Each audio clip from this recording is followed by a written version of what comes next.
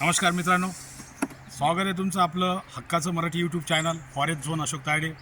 Me world for nature राज्य सदस्य अशोक तायडे आणि माझ्यासोबत आहेत वर्ल्ड फॉर नेचरचे जिल्हा समन्वयक श्री प्रल्हादजी जाधव साहेब. मित्रांनो, आज आपल्याला सकाळ सकाळी एक कॉल आला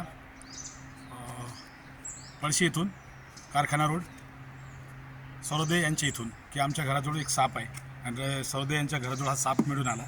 मित्रांनो, तुम्ही बघू शकता याच्या पॅटर्नवरून लोक आजही या सापाला अजगर समजतात, परंतु हा अजगर नसून हायली पोटेन हिमोटॉक्सिकने भरलेला रसल वायपर, दबोया रसली आणि घोणस या नावाने हा साप ओळखला जातो. हा व्हिडिओ बनवण्याचा मुख्य उद्देश असं की सापांचं रक्षण माणसांपासून आणि माणसांचं रक्षण सापांपासून झालं पाहिजे, याची माहिती मिळावी म्हणून आपण हा व्हिडिओ बनवत आहोत. याचं कुठलंही प्रदर्शन अथवा याला कॅप्टिव्हिटीमध्ये ठेवणं वर्ल्ड फॉर नेचर समर्थन करत नाही व तसं परमिशनही देत नाही. मित्रांनो, बऱ्याचशा व्हिडिओमध्ये याची आपण माहिती दिलेली असतो. आता आपण याला इथं रिलीज करायला आलो. हे जंगल आहे, फॉरेस्ट आहे, इथं नदी आहे, पाणी आहे, सगळंच काही आहे. म्हणजे याची आबादी वाढवण्यासाठी हे नेचर त्यासाठी चांगलं आहे. तर आता जास्त वेळ न घेता आपण घोणस जातीच्या सापाला इथं रिलीज करत आहोत. थोडं मोकळी जागा आहे, तो जवळूनही दाखवता येईल आपल्याला.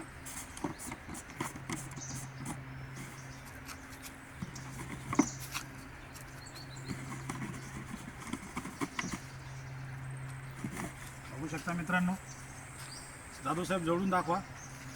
हायली पोटेन हिमोटॉक्सिकने भरलेला घोणस जातीचा साप.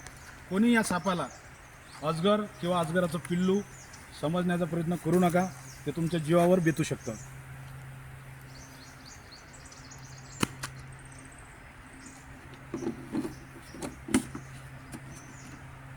शानदार रिलीजिंग होत आहे तो त्याच्या निसर्गाच्या मध्ये जाताना.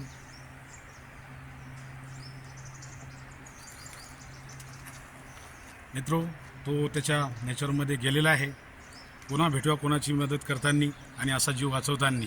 कुठेही साप निघाल्यास त्याला मारू नका. वाचवण्यात जो आनंद आहे तो खरा आनंद. पुन्हा भेटूया. जय हिंद.